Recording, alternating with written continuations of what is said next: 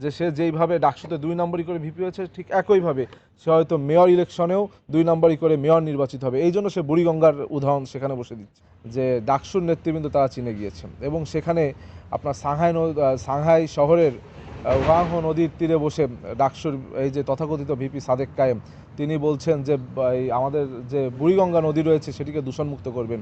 কিন্তু আমরা দেখি যে সবসময় এই যে যারা জামাত শিবিরের নেতৃবৃন্দ রয়েছে বা এনসিপি নেতৃবৃন্দ রয়েছে গরম গরম বক্তব্য দেয় কিন্তু কাজে কলমে নেই। তিনি নিজেই তো একটি ডাকসুর দায়িত্বে রয়েছে, আমরা যতই তথাকথিত বলি তিনি তো দায়িত্বে রয়েছেন, কিন্তু এই ঢাকা বিশ্ববিদ্যালয়ের বিভিন্ন হলের সামনে বহিরাগতরা মলমূত্র ত্যাগ করে রেখে যায়, দুর্গন্ধ ছড়ায়। আমাদের বিশ্ববিদ্যালয়ের ওয়াশরুমগুলোর বাজে অবস্থা।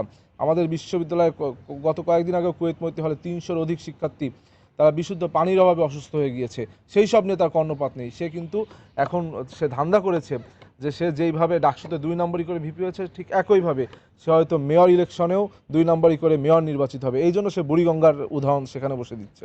কিন্তু আমাদের মনে হয়েছে সে এটা মানে দিনের যে স্বপ্ন সেই স্বপ্নে তিনি বিভোর রয়েছে। কেননা এখন একটি গণতান্ত্রিক বাংলাদেশ, গণতান্ত্রিক সরকার, এইখানে কিন্তু চাইলেই 2-3 নম্বরই ভাবে বিভিন্নভাবে প্রভাব খাটিয়ে সেই ডাকসু স্টাইলে আর বেরোনো যাবে না।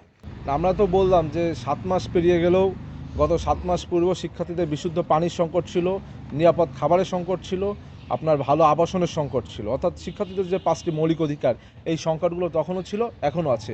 ভিতর থেকে কিছু কিছু নেতৃবৃন্দ যারা ডাকসুতে এই যে তথাকথিত নেতৃবৃন্দ তাদের হয়তো জীবনযাত্রার মান উন্নয়ন হয়েছে। তারা হয়তো আগে আমাদের সাথে এখানে বিভিন্ন জায়গায় চা খেত, তারা এখন হয়তো বিভিন্ন ক্যাফেতে চা খাচ্ছে। তাদের জীবনযাত্রার মান উন্নয়ন হলো, তাদের ব্যক্তিগত জীবনে তারা বিভিন্নভাবে ব্যক্তি উন্নয়ন ঘটালেও শিক্ষার্থীদের জীবন মানে কিন্তু কোনো উন্নয়ন হয়নি।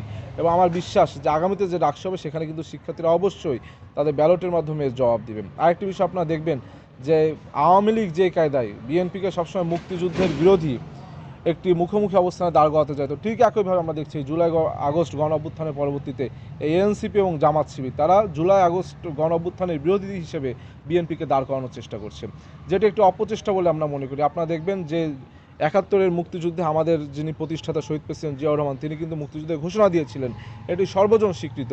কিন্তু আমরা দেখেছি আওয়ামী লীগ সবসময় আমাদের মুক্তিযুদ্ধের বিরোধিতা বলতো। ঠিক একইভাবে আমরা দেখছি জুলাই আগস্ট গণ অভ্যুত্থানেরও মুখোমুখি দাঁড় করানোর চেষ্টা করছে তারা। কিন্তু 71 যেমন সত্য, 71 যেমন প্রতিষ্ঠিত যে বিএনপি মুক্তিযুদ্ধ দল, ঠিক একইভাবে এই 2026 সালে এসেও এটি প্রতিষ্ঠিত হয়েছে এবং দিনে দিনে আরও প্রতিষ্ঠা পাবে যে জুলাই আগস্ট গণ অভ্যুত্থানের একমাত্র ধারক বাহক রাজনৈতিক দল হিসেবে সেটি বিএনপি। না দেখুন, কেবল 7 মাস হয়েছে, এখনও অনেক দেরি আছে ডাকসুর, দেখা যাক।